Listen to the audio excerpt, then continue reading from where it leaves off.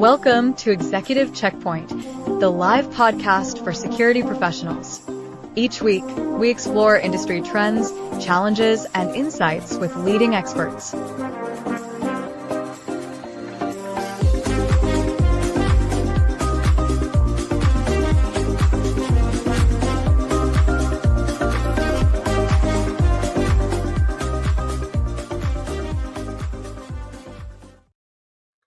Welcome to Executive Checkpoint, where security professionals gather insights to navigate the dynamic and ever-evolving world of physical and cybersecurity. I am your host, Tino Urbina, and today we have the privilege of speaking with Jon Polly, CSO and founder of ProTech Solutions. With his 22 years of experience in physical and electronic security, Jon is an industry leader in smart cities, IoT-driven security solutions, and business intelligence. Holding multiple certifications, Jon brings a wealth of knowledge on how cutting-edge technologies are shaping the security landscape. In today's episode, we're going to cover topics like digital twins, IoT, business intelligence, and Jon is going to help us explore how these technologies are revolutionizing security operations, enhancing situational awareness, and driving more data-driven decision-making. So, Jon, it's a pleasure having you. I'm glad that we finally made it after some disconnect getting together. Apologize for that. That's on me. No worries. So, thank you for having me. This has been it's a pleasure. My pleasure to be on the show. This is going to be great. Excellent. Jon, a lot of people know you and your background, but it would be great if you can share a little bit about with the new audience. Tell us a little bit where you started and how you initiated your career with security. Yeah, so my career started as a police officer in Charlotte, North Carolina. I was doing well there, working off duty for a large global nonprofit who said, "Hey, we want to hire you." My response was, "No, I'm doing good, thanks." And their response was, "Really, we'll give you permanent weekends off and $10,000 pay raise. Go ahead, twist my arm." So that was my intro into the world of security. Though I literally got handed a access control system and camera system that was brand new, and they said, "Okay, computers, go figure this out." It broke the first day. The rest is history, right? So from there I spent a lot of my career in the integration world, and culminating, if you will, doing citywide surveillance in smart cities for Hitachi. And then about 5 years ago, I took my consulting firm full time. So I've hit that 5-year mark, which is great. And so I tell folks I'm a security technology consultant. What that means is I get to geek out over security tech and tell people about it. I focus on roadmap and design, and it's keeping a pulse to where our industry is going and what the emerging trends are. I love it. Well, let me ask you, you mentioned law enforcement. So how do you feel that experience shaped your approach to security solutions? I'm sure there's a correlation between, obviously, the two of them, but is there a particular view that you gained by being in security prior to being in the integration and consultancy? I think so. Where I come at it is it's twofold, right?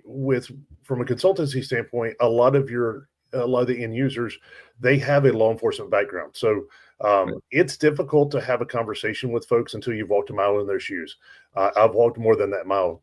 So you can have that conversation pretty easily, for one.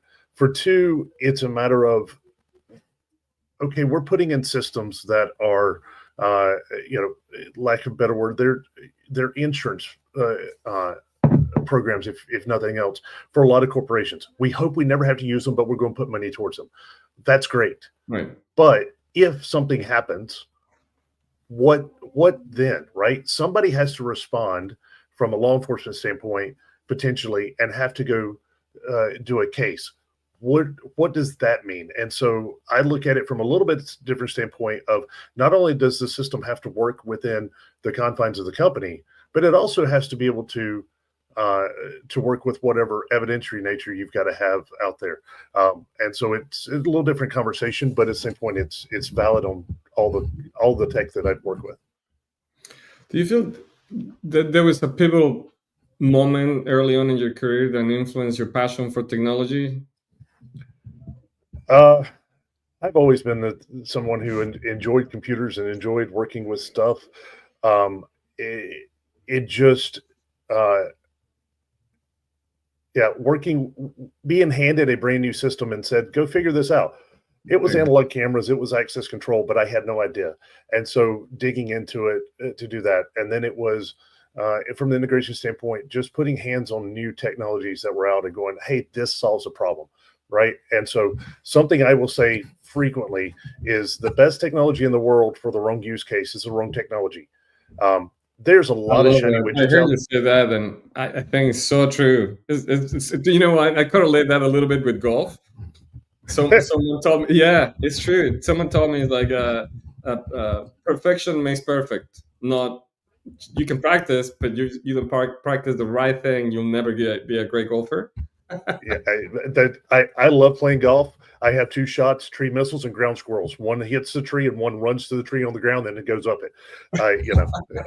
And for everybody that's looking at me for a golf tournament, yes, I just completely shot myself in the foot on that one. But here's the thing: you can have the best technology in the world, the shiny widget, the whatever, but if it doesn't work together, it's the wrong thing. And it has to work not only in your ecosystem, but it has to work with all the other stakeholders, which gets to be more and more problematic. Here's where one of the things I found with smart cities and Fortune 500s, right? When you pull back the first layer of what they are, they end up with looking very, very similar at the bones, right? The structure is very similar. Stakeholders have the same issues. What I found with some of the smart cities is everybody has gone out and they bought their technology, their quote unquote shiny widget. What it turns into is you bring it into one single room, if you will, and all the stakeholders are holding their shiny widget. And it's almost like seventh grade band on day one. And everybody tries to put those things together at the same time. And it does not sound like a band. It sounds like a really horrendous noise. And so you have to put those together and as an orchestra, conductor to the orchestra, and take seventh grade band with all those shiny widgets that are out there that are great things. And you now have to make the Philharmonic Orchestra where the clarinet plays when it needs to, and percussion plays when it needs to, and the trumpet plays when it needs to, but it doesn't play all the time, right? And that's where smart cities, I think, are there's a little bit of struggle because they've all bought what they've bought, and so now we got to use it. Could you break down a little bit the concept of smart cities? We all hear these concepts, and I feel sometimes it's like AI. It's a very general prescription or description of many different components. Could you break it down for us? Maybe someone that doesn't understand how does that apply in their experience in security. Yeah, and I'll actually give you a definition that I created because there's like 500 definitions out there. I figured why not give my own. And I'm gonna read it because I didn't memorize it. A smart city is an ecosystem of interconnected technologies and unified planning across city stakeholders and public-private partnerships, championed at the highest level. Championed at the highest level is key to increase the livability of the city. We want to make our cities more livable. That's the key. Let me state this. The original smart city was broadband for everybody.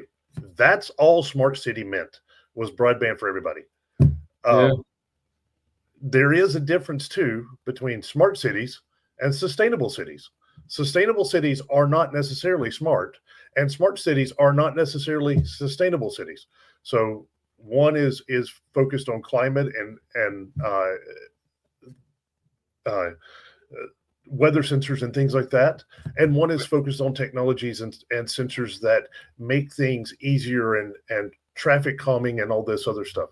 And then you get some really cool things like what's happening overseas, where they're doing 15-minute cities. Good and bad buzzword, but being able to go do everything in your city using micromobility, public transit, not having to have a car, anywhere in the city within 15 minutes, right? Wow. So that's kind of culminating both smart city and sustainable city. But smart city really is, it's about technology. It's about, again, communication, networking. It has to be championed at the highest level to be successful. And it's all about creating a more livable city using sensors. Gotcha. Manage and being able to see it all, right? How do you feel is the main point of evolution? You explain how originally was the perception of a smart city. Today, with so much technology, what are the main components of a smart city?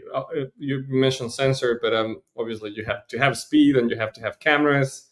How does that all the interesting thing about smart cities is that a lot in the US, we don't have a lot of smart cities. We have smart corridors, we have smart living labs, we have some things like that, but we don't have any city that is a fully smart city. But you have certain things that are corridors, certain things that are working in certain areas and won't work in other areas as well. So yes, technology, sensors is part of smart cities. It still has to be communication. These things have to communicate somehow. So are we using LoRaWAN? Are we using point-to-point wireless networks? Are we using fiber networks? All the above, yes, and then some. And so it is. And then what is the use case, right? Go back to our technology and use case.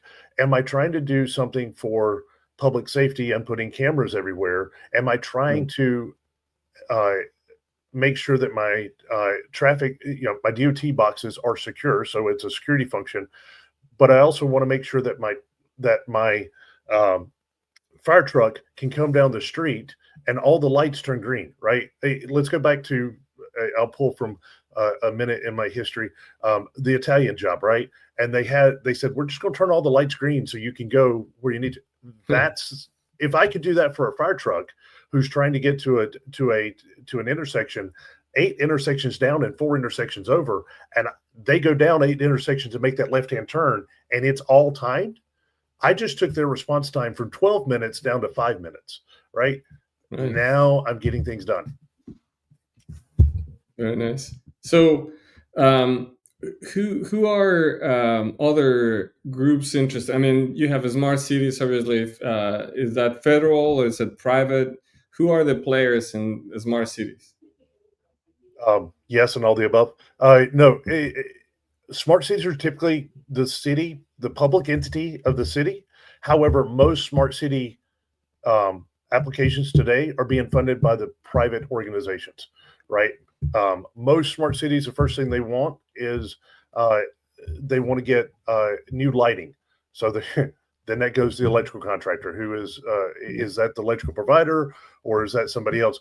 Partly because if they get new lighting, right, they get LED lights, they get better color, CRI, but at the same point, they can also start leasing out those new poles, and they'll lease out the top of it for communication technologies. So a lot of the RFPs I've seen come out have been focused around lighting, but it's that's just step one, right? And a lot of things that if you've got it, once you've got the lighting, or you want to take a bigger chance, right? Something I'll say frequently as well is, I don't condone the eating of elephants, but how do you eat an elephant? One bite at a time.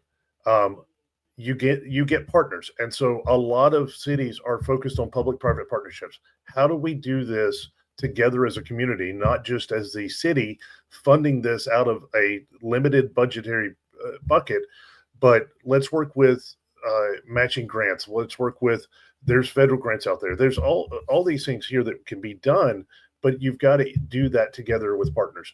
You're not going to build a city by itself to be smart unless you have an unlimited bucket of money.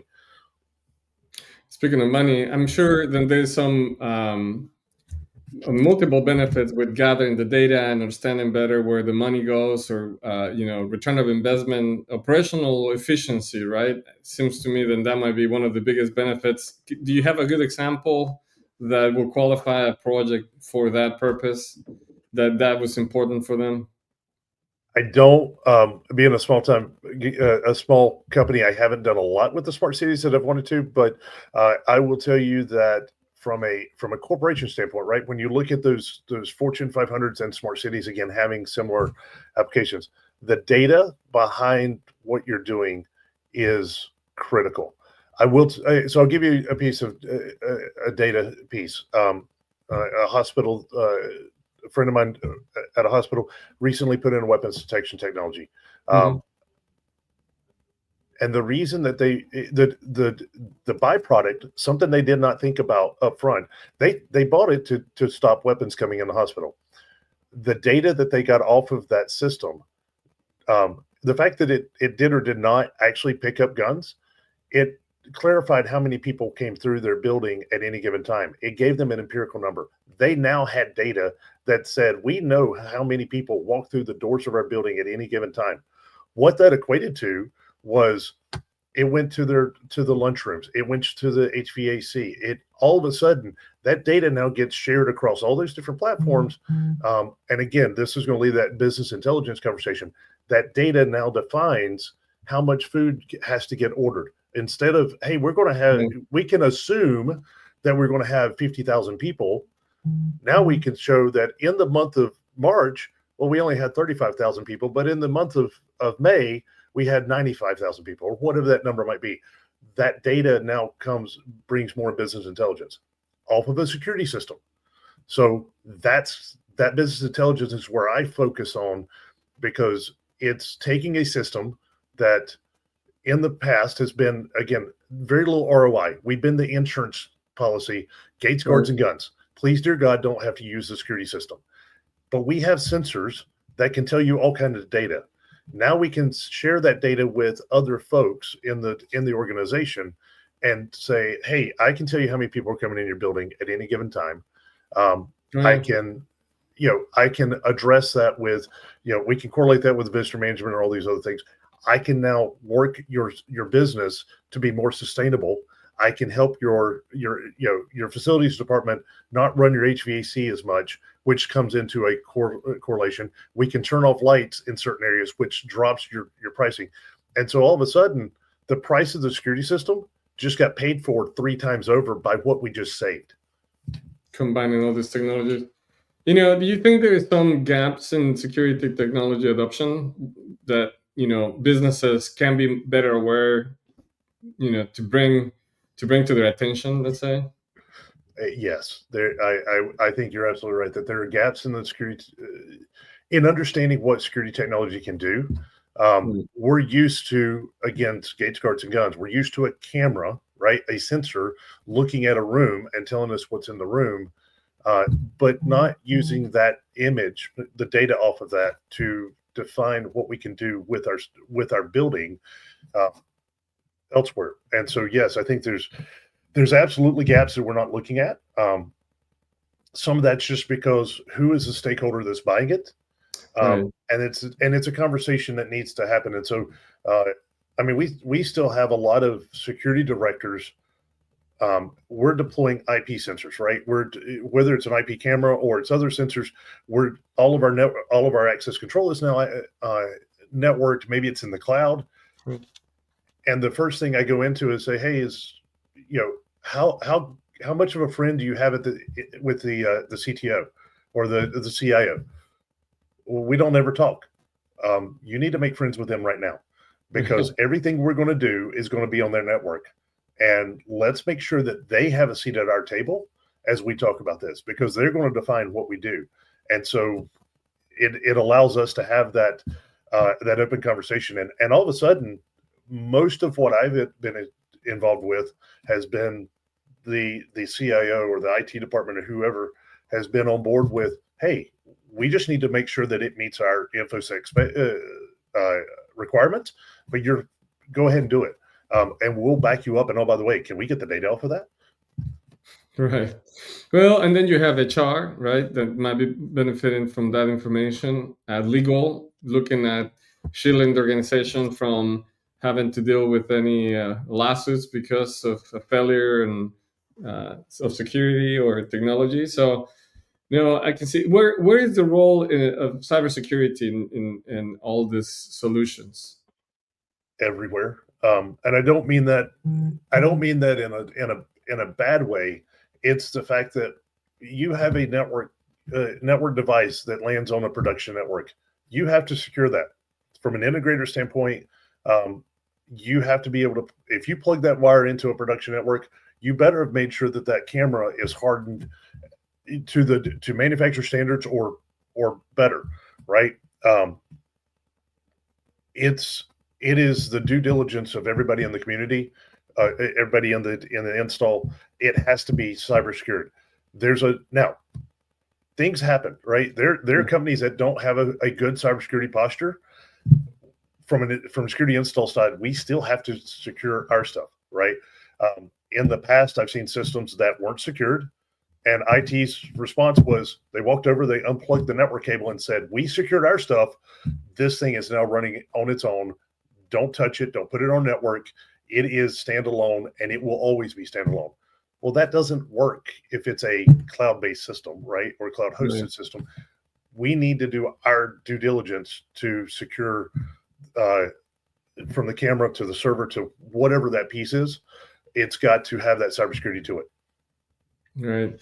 And I think, I've heard some companies buy insurance to be protected for liability, but that's not the ultimate solution, right? It's finding the right combination of manufacturers that bring certification to their product so they can be all matched in a good situation, right? So It's all the above. It honestly, at this point, and a lot of the cyber insurance policies, you must do A plus B plus C. And so companies will go out and they'll get a policy that does A plus B plus C, but then they get a policy that does A plus C plus B, and then they get a policy that does B plus A plus C, right? And they have 3 or 4 different policies just to make sure that if they get the wrong order, they still are covered. But then they also need to require everybody who's touching their network holds that cybersecurity, and you can show, hey, we cyber secured our stuff to the level of the manufacturer. The manufacturers need to have that cybersecurity hardening guide to it, and those that don't, quite honestly, to the integrator, maybe that's not a good partner, a product that you want to put in there. If they don't have the ability to cyber secure their stuff, are you willing to take that risk? Because if somebody gets in because they hacked one of your cameras, trust me, they will pass that savings right along to the integrator and the manufacturer if so be. Yeah. Well, I think aside from cyber, which is huge and the architecture of all things moving forward, AI has an impact on everything security, and it's not going away. So what's the impact of AI in your business or with your clients or with your projects? What are the conversations you're having about it? So twofold with that. And by the way, I've been through a cyber incident before. Having done that, and it was before I was consulting, it was with another company. So thank goodness it wasn't any of my stuff. I don't wish that on anybody. I'll say that first off. Second off, AI, everybody has AI, right? The problem is not all AIs are created the same. Think of it, I say it like this. Up until 2004, from 1940s and 50s to 2004, we had created things like television and radio, and they moved at an adoption pace that was great. And then 2004, Apple releases a smartphone. We've innovated up until, let's say, 2022. In those 15 years, we innovated faster in 15 years than we did the 50 before that. November 2022, OpenAI releases ChatGPT. We've innovated more in the last 18 months than we have, or 18 months, 2 years, than we have in the last 15 before that. AI is not the same across the board. The problem is it Boolean algebra? Is it agentic AI? Is it a self? There's none of them that's self-learning. I've seen some better AIs that are used for automation. I've seen things for analytics that's just, we called it AI because analytics was old, right? And everything in between. Here's where AI is an issue to be looked at, and it's the regulations. So in Illinois, we had BIPA, right? The Biometric Information Protection Act, created in 2008, was ratified or changed last year to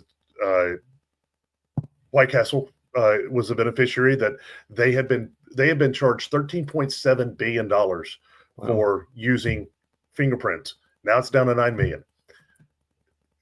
Texas has a law. Washington State has a law. California has a law.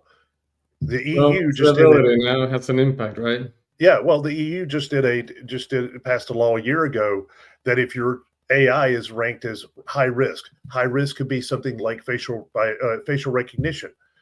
Instead of it now in Illinois, it's $1,000 incident, right, per biometric. It's a $400 million fine. And it's now $400 million fine to the manufacturer, the integrator, the consultant, the end user, and the distributor. All five get fined 400 million. It's 400 million euros or $454 million. So $454 million fine if you spec a product and it's not handled correctly. It's not you can't put it in. It has to be handled correctly, and it falls in that GDPR piece. That's where AI, when you're doing AI, there's a lot of things out there that are AI and or say they are and they're not. But anything you're doing, you need to look at what the local privacy laws are around that and how to handle it. There's ways to do all of it and do it safely. In Illinois, there's 4 things you have to do biometrics and to do any kind of identifier safely. A lot of people just choose not to do it. You got to know what you're doing in the area you're at. So what do you think leaders need to understand better to integrate intelligence-driven practices and security measures? What will be your biggest suggestion to that security director to look at this as an overall picture and say, okay, here are the best practice steps you should take to implement something like this? Do homework, do deep dives, selfishly contact a consultant who geeks out of security tech, but get your expert online. Get an expert on what you're trying to do. Let's define the use case and let's find the best technology for that use case, right? And it may not be the shiniest new object out there. It might be the old workhorse that just does what you need it to do. I would also look at, if we're looking at technology, great, but don't put it in a box either. Let's put it, have that technology, look at that technology in ways that it will help benefit and use business intelligence for the organization. Can I do this and it works with HR? Can I do this and it works with the facilities, IT? I know we talked originally digital twin. I think that's where things are heading, where I have a single user interface of a 3-dimensional version of my building, and I have every IP connected device on there that almost like and it's video gamed, right? We've gone to the gamification that everybody can jump into that twin and be able to use the different within reason, right? I don't need folks looking at security cameras, but can they get the data off of that to be utilized for something else, right? Those are things I think are going to happen. I think the biggest thing is find the technology that's right for what you're trying to do for your use case, but but also bring in the other stakeholders in the organization so that you can have that conversation with them. How can my tech that I'm putting in here now also benefit you? And there's a casino out west. I wish it was mine that I had put in. It wasn't. Their security department was sitting in a room with HR and marketing who were talking about HR said their people weren't showing up on time, and marketing said we're not getting big ticket items being used. Security walks in and said, "We heard you. We think we have a solution." They put up some heat mapping analytics. Really, all they did to start with. What they found out was that the marketing's big ticket slot machines were in the way of all the traffic flow, and they said, "Hey, move this stuff over here, and let's see what happens." Well, marketing moved the casinos, or it moved the slot machines, which actually got them more money in the big ticket items, and it moved the roadblock out of the way, and all of a sudden, HR's people started showing up early and on time to where they were supposed to be. And so today, marketing and HR split a budgetary dollar, and they buy all the new cameras. Security still gets their budget, but they receive all brand new cameras from HR marketing because they saw the value in the security camera. And security still says, "Hey, we only have this little bitty budget, but all of our cameras come somewhere else." And that's where you're seeing some folks, your security departments need to be willing to say, "Hey, maybe we can charge internally to our other departments and say, yes, we can do this, but it's a soft dollars changing across an organization because you don't have to go outside and go find a third party to do it." Sharing all the benefits. Here recently, I heard a story about, not directly related to security, but you have a group, Best Buy, that was the company that gave their website to a consultancy group to analyze why people were getting to the shopping cart and then not actually making the purchase. And they determined that adding a button that says buy now as a guest versus having someone create an account make $300 million at the end of the year. Just one little change. And I feel security, sometimes we can be a solution or a partner to other departments, right? Like you explained with HR. Absolutely. And the budgets get bigger, right? It's not, you're sharing the benefits of technology, then can play a role for security as well for everything else. So kudos for that explanation. That's very right on the money. So, but Jon, this has been an insightful conversation.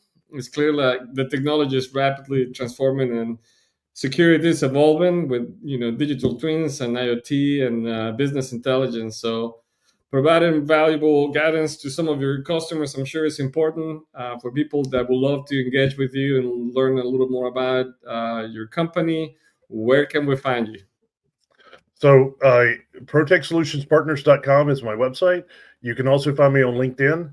I'm fairly active there, especially in the security industry. So posting, I write for a couple of publications. So find me on LinkedIn, find me there on the website as well. Happy to have that conversation. Are you going to be in ISC West? I will be at ISC West. Looking forward to seeing you. Some really cool stuff coming. And chat some more. This has been a great conversation. So absolutely, and I'm going to give a soft plug. It's official, not official, but we are sponsoring a wine and security event at ISC West. So if it's going to be an elevated event, there's going to tickets through our sponsors. Look for more coming out on LinkedIn. But it's a passion project around wine and security. So looking forward to that event at ISC West. Send it to us. We're happy to promote it for you as well. So, but thank you again, Jon. To our listeners, stay informed, stay secure, and we'll see you at the next checkpoint.